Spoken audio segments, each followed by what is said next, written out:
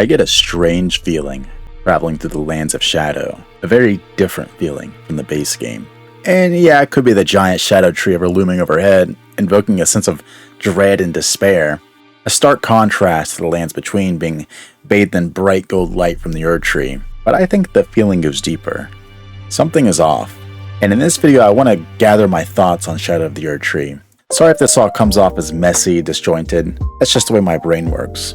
But I'll try to focus it as best I can. So this video will be part speculation and part my general thoughts on the DLC. But if you enjoy this type of content, consider subscribing to my channel. I've recently leaned into Elden Ring content and have been really enjoying it. And I hope you enjoy it as well. Oh, and I will have timestamps if you want to skip to the different points I bring up.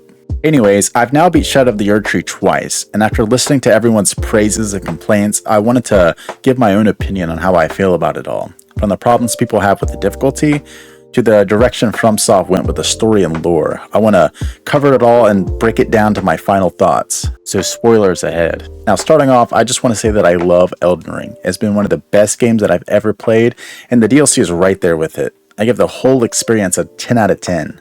But I don't think the problems people have with the game are completely invalid, such as difficulty. When the game first released, one of the biggest complaints, besides the performance, was just how hard the DLC is compared to the base game. Specifically the bosses. Now the bosses are much more aggressive in the DLC, not leaving as many windows open for attack, or heals for that matter. But I realized on my second playthrough with another character, a lot of these bosses weren't nearly as hard as I initially thought. Now that could be the rust coming off as I started the DLC with not having played Elden Ring in months, but it was also me understanding the Shadow Fragment leveling system much better than the first go. I like to go through these games at what I would consider a reasonable pace. My first time, I don't explore every inch of the map or do every quest. I like to part explore, part move towards my objectives, so I end up finishing the game maybe a little quicker than other people. But I figured the people posting the reviews a day or two after release were the ones who like to boss rush through the game with little exploration. And I can see why if you played that way, you would think the game too hard. So I believe the real issue they had was with the leveling progression being determined by your exploration, which honestly I think is a semi-valid argument to be had. FromSoft seemed to think so too since they buffed the fragments. But I can see why they added this system in the first place. Having everyone be anywhere from level 100 to level 500 coming into the DLC, a new progression system makes sense.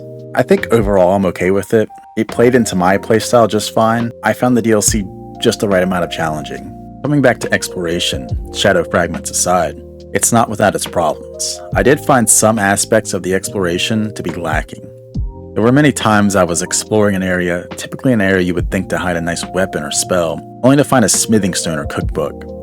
Now I am the type of person who does enjoy exploring just for the area itself. Giving me an interesting place to explore with nice atmosphere is sometimes enough, but with the amount of weapons, armor, and spells they added with the DLC, they could have hid them in some of the more interesting locations. I found myself being a little disappointed that some of the most beautiful areas in the game lacked much to do there, coupled with some of the performance issues I felt took away from the moment. Still, the sheer size of the DLC makes you want to compare it to the base game, almost like a sequel. So with that in mind, it's a minor issue to me, personally.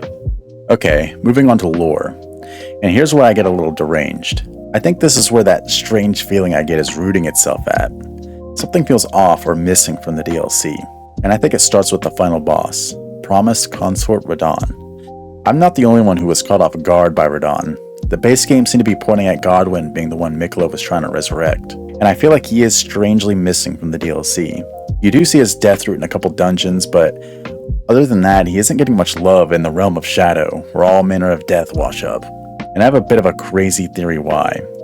It almost feels like originally Godwyn was planned to be part of the DLC, but removed in favor of Radahn. Now hear me out.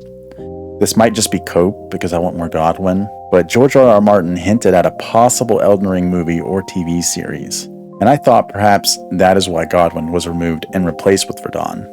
Maybe if they do a show or movie, Godwyn will be the focus. He is the last demigod besides Melina, if you did the Frenzied Flame ending that we have left. Why wouldn't they put him in the DLC? Although I would consider some of it to be a stretch. But anyways, that's for another video. Let me know what you think in the comments. Am I crazy? I think it's fun to speculate, so I wouldn't take it too seriously. But anyways, overall, Shadow of the Erdtree has been incredible. We probably won't get another Elden Ring for quite some time, but I can see myself enjoying the game and the content around it until then.